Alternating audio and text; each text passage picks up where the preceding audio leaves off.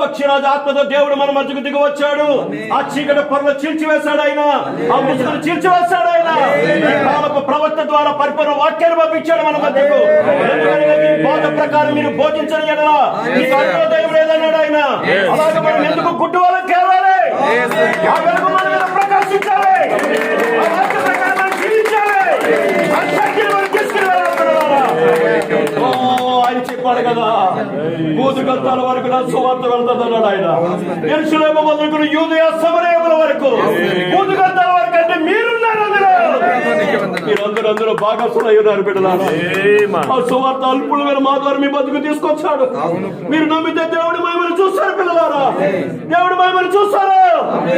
నిజముగా యేసుక్రీస్తు నామములో బాప్తిసాలు పొందుకుని మీ పాపాలను తుడిచివేసుకోవడానికి మీరు సిద్ధంగా ఉన్నారా? మీరు సిద్ధంగా ఉన్నారా? మీరు సిద్ధంగా ఉన్నట్లయితే చెప్పండి.